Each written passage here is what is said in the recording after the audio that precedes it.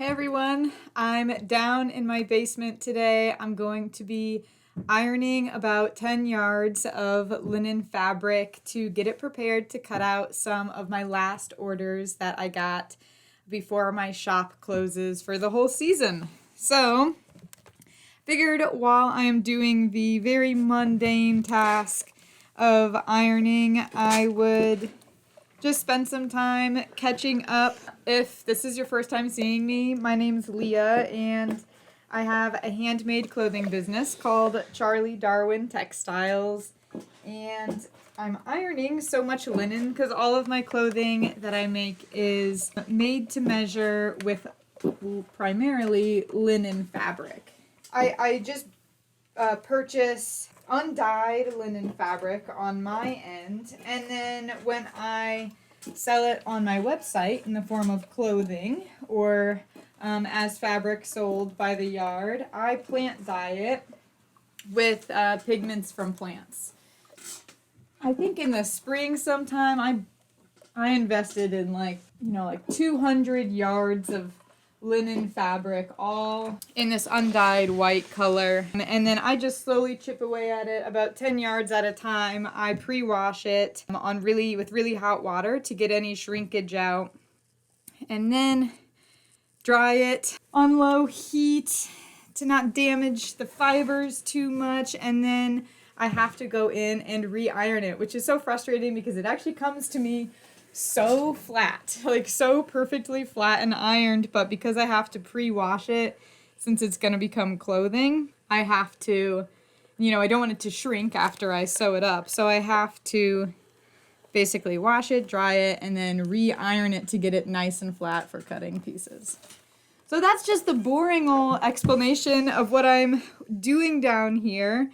I really enjoyed a couple videos ago. I was down in my basement preparing for a holiday market, and I honestly didn't know how that video was going to go. It was just me sitting in my chair back there cutting threads and just aimlessly chatting, giving updates about my small business, but I got really good responses to that. I personally enjoyed making that video. I liked how low pressure it was, and I also liked hearing a lot of your responses in the comment section on that one. So I thought, I'm just going to, probably not every week am I going to do a long little unedited chat, but this week, as I'm making the last of the orders that came through on my website, and I finished up classes for school for my PhD program. Just this morning I submitted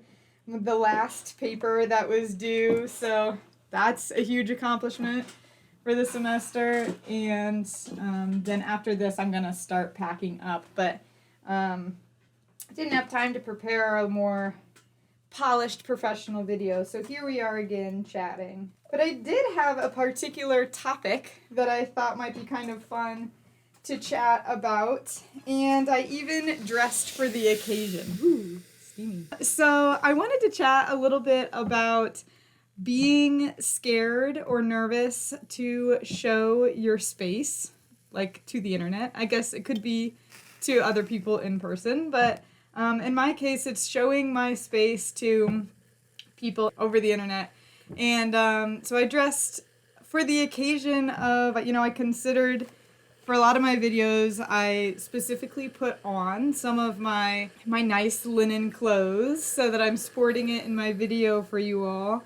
But to be honest, when you work from home, and especially when you're just like not gonna see anyone all day, why not wear pajamas? That is one of the main perks, I think, of being able to work from home. So I wear things like my thrifted Bob Ross t-shirt and my handmade drop crotch stretchy pants with unicorns on them. And this is the kind of stuff that I actually wear on a day-to-day basis when I'm down in my sewing studio. I will be honest, I looked in the mirror and tried to attempt something with my hair before getting on this video, and I don't think it paid off, but I did put in a little bit of effort. for you all. So enjoy. But what I want to talk about really is that fear of showing your space to people. I don't know how many of you watching do a craft. I know a lot of you do make stuff yourself, or you have a hobby or a skill or something, and you feel compelled to put it out onto the internet for whatever reason, whether it's for business or just to show your friends and family. But there's such this weird, heavy, often, I think, heavy, like, concern about what, you know, you might have made something really cool, done something really cool, but, like, the lighting is shit, the sound quality is shit, there's people yelling in the background, or there's, like, just weird plasticky trash in the background. Like, to be honest, I moved a couple things out of frame just on this video because I didn't think they aesthetically looked good, and I don't want you to have to look at them for the next however many minutes.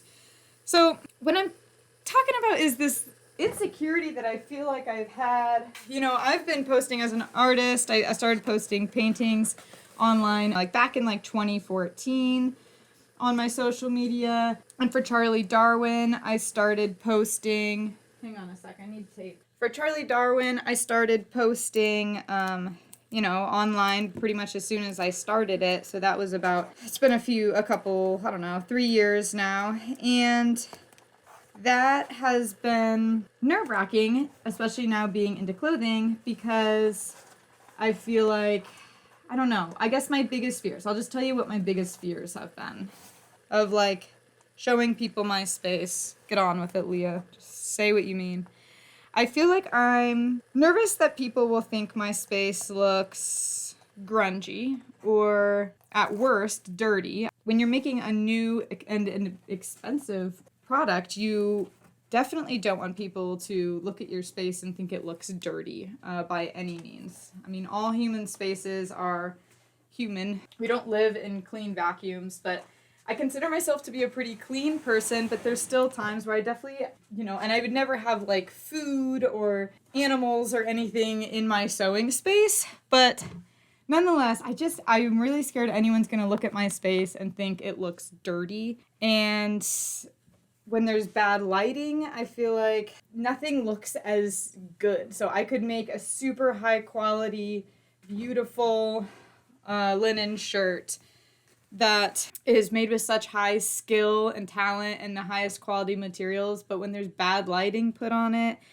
it obviously doesn't show up with its A game online. Like, it does not look good. And so, I need more room. So, you know, I think that trying to share your space when you feel like you don't have natural lighting, which, like, look at me right now, I'm in a basement. There is no natural lighting down here. I have these overhead lights that are at least bright enough to light up this video, but I would say I still don't look ideal.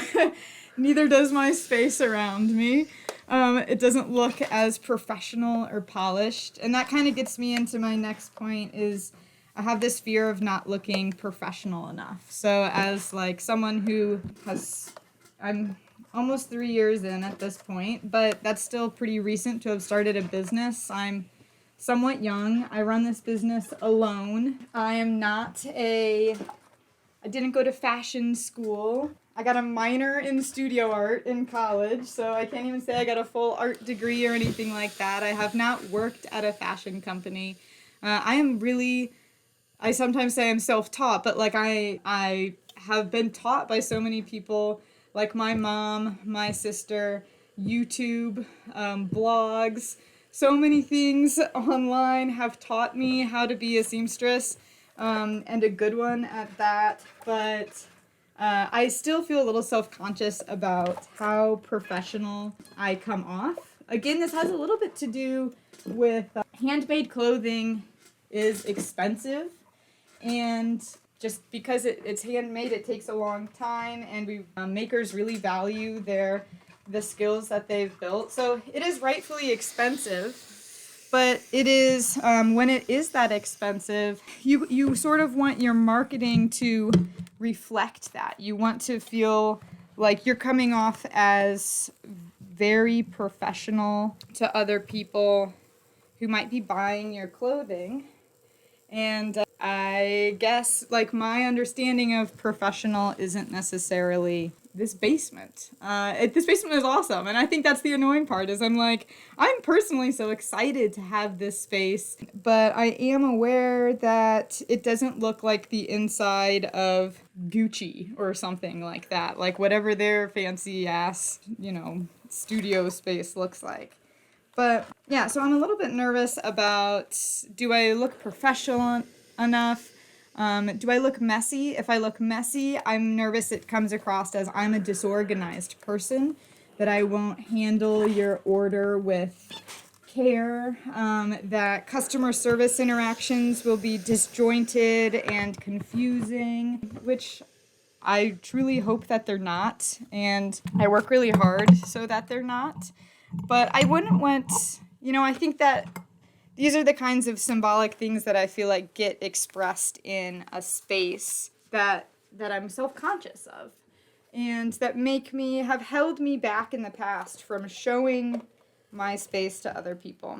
And lastly, there's a little bit of self-consciousness around, I think this goes with the professionalism, but of people thinking I'm poor, which poor is relative, so I'm as poor as you want to think I am. I am rich in so many ways. I have wealth, non-monetary wealth in a lot of ways. I can pay my rent every month, and that's fine. I think it's just that I really aspire to have this grand studio, and I think someday I can and I might, but for now, building a business, kind of building a good life for yourself through your own business takes time and patience. And so, every year I'm sort of stepping up to get equipment that's nicer, more durable, maybe more aesthetic looking, helps me be more efficient.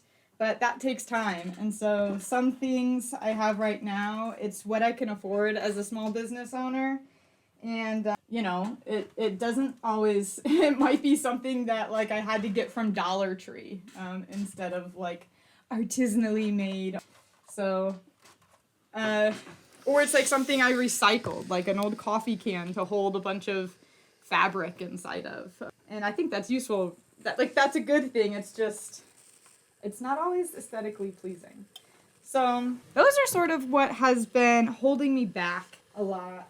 We're really tangled, guys. What happens is when it goes through the washer and dryer, it's so long of yardage that it gets all tangled up, and it's so heavy that it kind of can be a pain to untangle, but just hold tight. Okay, we're getting there. Okay, and when it gets this tangled, sometimes it gets more tangled than others. This one's a pretty tangly one and pretty twisted, which sucks because that means it has deeper wrinkles for me to have to iron out, but I am getting there. So those are some things that have sort of held me back in the past, but then I sort of remember also that when you think about it, I don't know how many of you, probably a good amount of you who follow me, are interested in slow fashion versus fast fashion. You're somewhat aware of where clothing is traditionally, fast fashion clothing is often made, which is factories in usually outside of the US that often have, unfortunately, really poor working conditions, low wages, just, bad working conditions. And so I try and remind myself that I always hope that those working conditions for everyone around the world are improved, obviously. So many people are living in a state of precarity. But when I just want to say, in comparison, I try and remind myself that, on average, clothing is not made in a palace. So whatever insecurities that I have about my space, I keep saying MySpace, we're on MySpace. I loved MySpace, but in my workspace, I really derailed there. In my workspace, I think about how, this is just as clean or professional or anything else as how clothing is made all around the world. Making clothing is a very intimate practice. You're touching the fabric so much to get it through the machine, cutting it, measuring it, ironing it. Right now, you can see I'm like in the fabric, and so inevitably along the way, it's a very high human touch experience, and that's just how it's going to be. That is how clothing is made, as far as right now, when we don't make most of our clothing with robots or in anything like that in a sterile environment. So I try and remind myself of that. And then I also have been thinking a lot about, because I'm being in my PhD program. It's an anthropology PhD program, so that's like put really broadly, that's study of, let's just say it's a study of humans and human relationships, and I'm in sociocultural anthropology. Oh, this is such boring backstory, but sociocultural anthropology is obviously looking at culture and social systems and things like that. So we're talking a lot about things like capitalism, and I don't want to bore you with economics at this point in time, but something I've been thinking a lot about is how basically the way, a brief, quick, easy overview, the way capitalism works is it works basically by exploiting people to get profit. So the way that items are priced and exchanged are that their value is based on the value that you as a consumer are willing to pay for them, and not necessarily based on the value of the labor that was put into it. So through capitalism, businesses, including my own, are basically seeking profit, and you get this profit. Let's say you have an item like a shirt, and you know what the materials cost to go into it, which, first of all, you could also think about all of the exploitation that happens in extracting materials, all of the animals and environments that are exploited in that extraction process, let alone the people. But you have the shirt, and it has the amount of materials that goes into it, and it has the amount of labor and calculated into it, and it has the overhead costs, all of that. And this, realistically, that price is rather high if you were paying people a fair wage to allow them to live good lives. And then what happens, though, is that the value sometimes that people are willing to pay for that item is much lower. And so in order to still have profit in the business and be able to reinvest that profit into continuing to grow the business, basically the price has to go down. And when you can't cut the price of your materials, you cut the price of your labor. And so you end up with very exploited labor practices. So I don't know if that was interesting to anyone, but this also is easier to do. It's easier to exploit labor when the labor is made really invisible. So when factories are sort of kept out of the public eye and not providing much transparency in their practices, in their workplace, it's easier to exploit labor because people don't actually know what's going on inside. And I think this happens a lot too. I know this happens with the way that factory farming is run, and that, not to be just a huge Debbie Downer, but factory farms are, if you think about it, I don't know the last time you drove by a factory farm. Most of you probably don't live nearby one, but these mass scale farms of cows, pigs, sheep, whatever, chickens especially, are kept really far on the outskirts of town. Slaughter is kept deeply out of the public eye and out of conversation. It is it has been taken away completely from the food itself. So you end up with this food that is really a separate entity from the animal that it came from.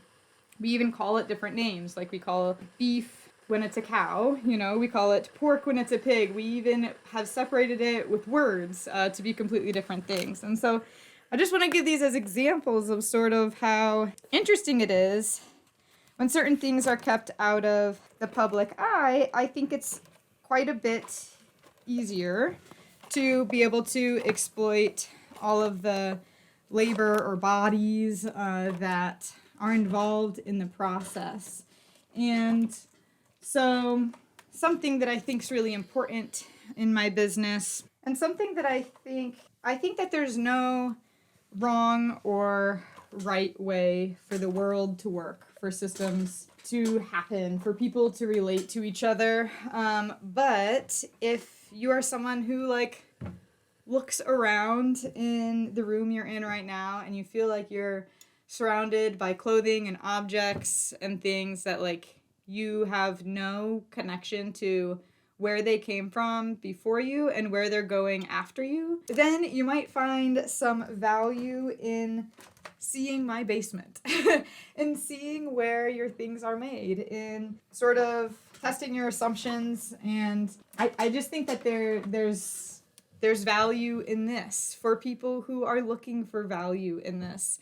And not everyone is, but I think that it's fun and connective and makes you feel like you're a part of a community and really present with the things that you own. You feel meaningful with them instead of just trapped in a prison of shit. So many of us just have shit everywhere just surrounding us. We're constantly making trips to Goodwill with huge boxes of our shit, shoving it under our bed. A lot of times it's really just meaningless shit. And it's empty stuff. And so what's unfortunate about it being empty is that there's so much that goes into that being made, people, plants, animals that go into being made before it gets to you, and its decay over time is also going to involve so many people, plants, and animals. And so for it to just feel meaningless in your home is, in my home, I'm not judging, this is how I live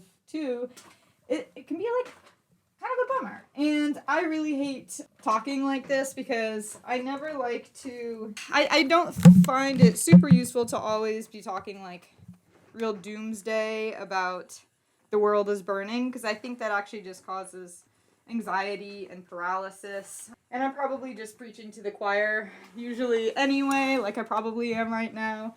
But just kind of sharing the thoughts in my head. So I just want to say I used to be pretty afraid of sharing my workspace.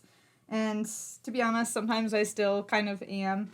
But I think that the people who want to know the who and the where and the how of their stuff are the type of people who want to see my basement.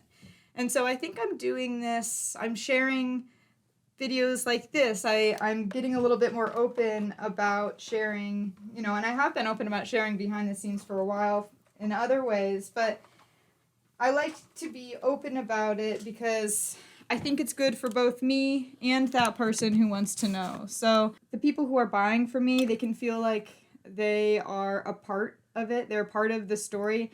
I can't take you all the way back to the growing of the flax plant, and as much as I want to, I don't grow the flax plant myself and spin it into a linen and then turn that into fabric, and then the process of that fabric shipping to me. I can't show you all of that because I don't do that whole process start to finish. That's outside of the realm of what I can do as one person. But I think I'd love to show you all of that. What I can show you is this part of the process, and hope that the others who are part of the process before me think it's fun to share from their end as well.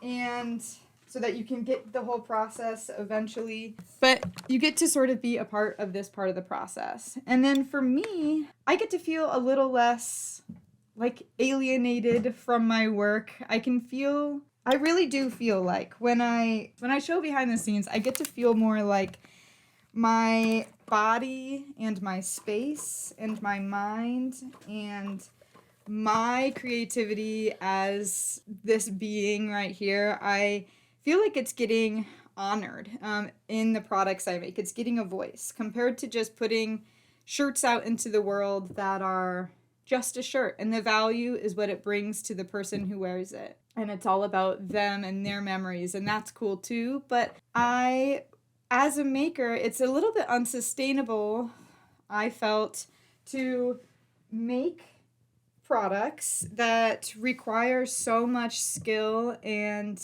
energy and passion, and then feel that once you drop it off at the post office, it no longer has anything to do with you. You aren't, all of that skill and passion isn't like valued in that work. And I also think when you talk about value, again, it comes back to handmade clothing is expensive. I don't know if it always will be, but at the moment, handmade clothing is expensive to produce. And sometimes I think people don't fully know why it is so expensive or see the value in it. But I think this video, seeing my basement, that's some of the value. I want to show you that like there is person behind the work right here. And I also hope that translates to how people think about, I know I'm completely preaching to the choir, but by showing my work and how much love and energy goes into it, also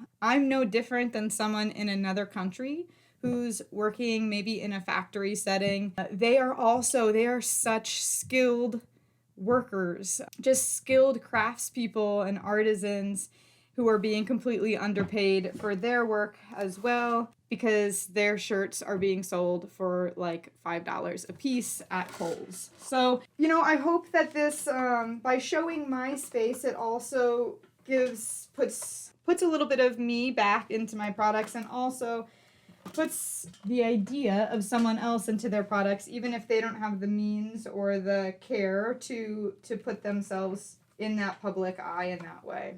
So I don't know if I'm rambling or not, but I did want to say, like, this was kind of what inspired...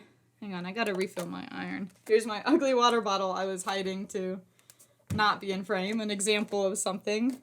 But I use it to refill my iron. But I want to say, and some of you who have been following me for a while might have noticed this, who have purchased from me several times over the past, was about, maybe a year ago, year and a half ago, I had the idea, because I felt, honestly, a little bit lonely sewing clothing. So I'm a solopreneur. At this point, I do it all myself. Well, not everything. That's discounting people who helped me with photography and all the people who made this fabric and yada yada. But I'm a solopreneur, so I get lonely.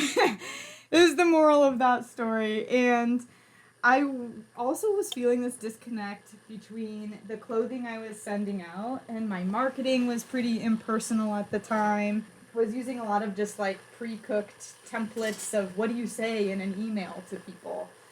To try and, market your clothing and stuff like that. So I felt like I really want extra points of connection with the people buying my clothes, and so I started offering to do photo order updates.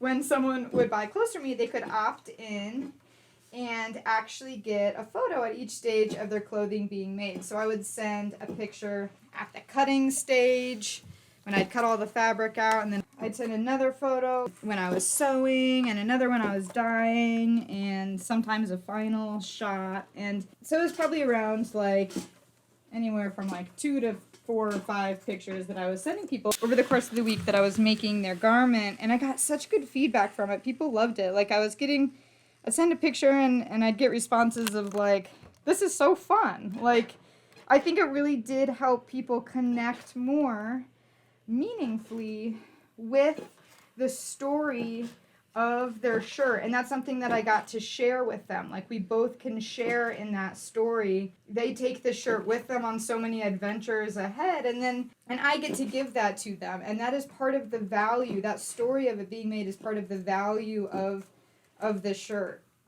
So I loved doing that, and if you've noticed, anyone who's bought from me very recently, I unfortunately put a pause on that. When I started selling sewing patterns, this is where we got caught up. I started selling sewing patterns online.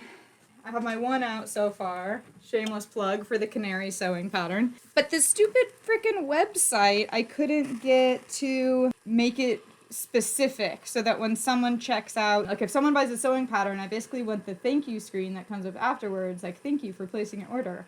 If they buy the sewing pattern, I would say thank you for placing your order. Here's the links to your sewing pattern, yada yada. And if they buy clothing from me, the way I used to have it was that everyone was buying clothing from me. That was the only thing I offered. And it would say, thanks for your order. Would you like to get photo order updates of your clothing being made? I'm not going to do clothing photo order updates if someone bought a sewing pattern from me. I didn't want to confuse people when they bought the sewing pattern, because you're not going to get photo order updates when you buy a sewing pattern, because it's just a digital file. If you're someone who has ordered clothing from me and gotten those photo updates, I would really love to hear in the comments below your experience with getting those. If you enjoyed it, how you felt maybe when you saw the photos, or if you've ever looked back at them or talked to other people about it, what kind of conversations you had about it. So, and if there's any other brands you know that give photo updates, please do drop a link to them below as well. I would love to see some other inspiration from people who are doing practices like that within their business. I think it's a really cool way to sort of open up the conversation of slow fashion and hand making. So I have rambled on long enough. I am almost done. Am I? No. Shit. Okay. Here's how much fabric I have left to iron. So I'm getting there. Oh, but I just looked at my notes, and there was one last thing that I wanted to mention that has made it easier for me to show my space online.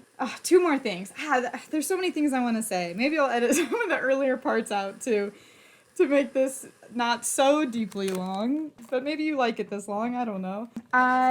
Okay, so one thing is being afraid of judgment from other people. We kind of started there, like being afraid of if someone is going to judge me and my business for what my workspace looks like.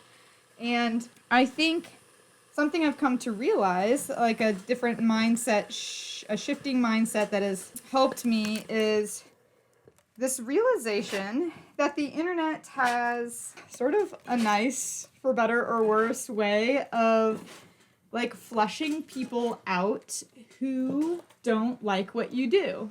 Then you get these pockets, these bubbles. You're living in a bubble where everyone agrees with each other and you never see other people's viewpoints. But on the bright side, as a small business owner who puts myself out there a lot on the internet, I subject myself to critique. I do get every once in a blue moon, like a YouTube comment that like rubs me the wrong way, or I get I don't know, people like barely even engage and interact on Instagram anyway, so I can't even say I got that bad of stuff on there. But sometimes I've gotten like emails that just kind of rub me the wrong way of someone who doesn't like what I do, but I gotta say, like, they're so few and far between.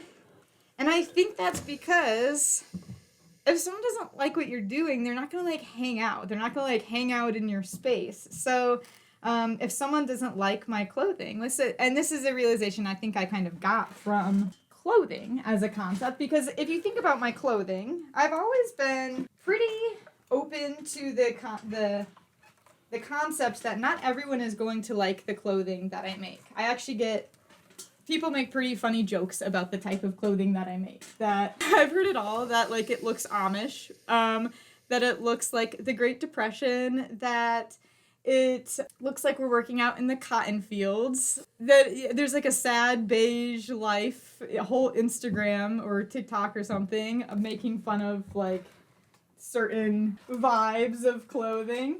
And I've read it all, and I think it's all pretty funny, honestly, but it's like, it's what I'm attracted to. It's the type of clothing I'm attracted to, and that's cool and normal, just like, and I don't expect other people to like it, is what I'm saying. So, like, I think about people who wear clothes with, like, rhinestoned butterflies all over them in hot pink. Like, that is generally not what I wear. Wouldn't buy it at the store. But, like, I accept and appreciate that those people exist, and, like, I don't think twice about it. I'm just like, oh, yeah, I probably wouldn't buy the same shirt you bought, which is fine, and that's the cool part about clothing. So, anyway, I kind of feel like I've taking that same mindset of like, people like different things and that's normal. I try and transfer that to thinking about my space as well. So when I share images of my space, I think, okay, if someone's gonna judge me about my space, then like they'll judge it and they'll move on. Like they might leave a comment or something and then they'll move on. Hopefully they're not like judging it and then sticking around. That'd be kind of weird. Because there's just so much on the internet that if you don't like something, you don't follow it. There's plenty of other shit to follow. So that's a long way of saying haters are gonna hate and they'll just move on. And so cool. And then the very last thing, I wanted to bring this up because I think it's kind of funny and real, and I just wanted to know if anyone relates. But real and not real, I don't know how paranoid I am. But thinking about sharing my space and being like on YouTube or Instagram as like a young woman, I think about how like are perverts watching me? Like, right now, is there a pervert watching me? If they are, from the safety of their home, I suppose I don't mind it. Like, as long as you're not hurting anyone, live your life. But like, sometimes sharing my space or like images of the layout of my room and where doors are, generally. I've told you all what city I live in and what school I go to, and hopefully I'm not just connecting the dots for like a really dumb pervert right now, but I do honestly get kind of nervous about sharing my space, thinking about like, is someone going to come abduct me? Is someone going to come rob me? Like, is someone going to come to my workspace? That is kind of scary. I think there is a chance of that, but I think ultimately it's probably pretty like inflated in my head based on the stupid, I swear to God, Netflix. I had to get a different Netflix account from my dad, my mom and dad, because my dad was like binge watching like crime murder shows on Netflix. And some of you probably do this too, and you like love the freaking true crime trash that is out there, but I think it is kind of damaging to society because it's just perpetuating this narrative that women are prey, men are predators. All like every single narrative is about the like frail, vulnerable woman who gets taken, stolen, beaten, yada yada. If it's not a woman, I'll say what it always is a male antagonist for the most part. It's like a man killed men, a man killed women, yada yada. And I think for men and women alike, that narrative has got to go. Like, I don't know why we keep like almost romanticizing it, but it's to the point where I think I do get probably a little bit over paranoid about it just because that narrative is so present in media that I'm like, okay, by just being on YouTube, I will be abducted. This is not a challenge for the perverts watching right now. Do not abduct me. I will kill you first. If you come to kill me, I will kill you first. Just know that. Not a challenge, though. Okay. Anyway, all that being said, measures I've taken against that are to get a virtual mailbox, which is sort of like a P.O. box. That way, all of the packages that I send out have not my home address on them. The address that I put on everything for my business is this virtual mailbox that is not connected to where I live. So, if you're someone who is also showing your space or making videos and you're paranoid Pamela like me, then try looking up a virtual mailbox. See if that floats your boat and makes you feel any safer. It has made me feel a little bit better on that side of things. Okay, if you watched this long, look, I did make it a little bit farther on the linen. We're almost there. If you watch this long, I love having you here. Thanks so much for listening. I hope that you've been making something cool while you've been listening or just treating yourself to something good, whatever it is. I just thought about like me saying that to a pervert and then I got all grossed out. So if you're the pervert, don't do anything gross while watching. I don't know. This video's gotten weird, but I thank you all so much for being here. If you want to hear more from me in the future, I am going to start doing, I hope, sometimes I make empty promises on here, but I plan to reflect on 2023 in some upcoming videos and talk about my plans for 2024. This is kind of my favorite time of year because I love planning stuff. I have so many ideas. I get all excited. So stick with me. Subscribe to my channel if you haven't. And if you want to just say hi in the comments, just write hi because I'd love to say hi back. And that's all. My shop is closed. I don't know when you're watching this, but from December 10th, 2023 to January 8th, 2024. So I can rejuvenate during the holidays, and I look forward to making more handmade clothing for you when I get back. In the meantime, my sewing pattern I mentioned earlier, the canary sewing pattern, it's a linen button-up shirt. It is available on my website 24/7, so you are always welcome to purchase that. And you can also place orders on my website in this time. I just am not going to sew them until I get back. So that's that. All right. Take care. Love you all. Bye.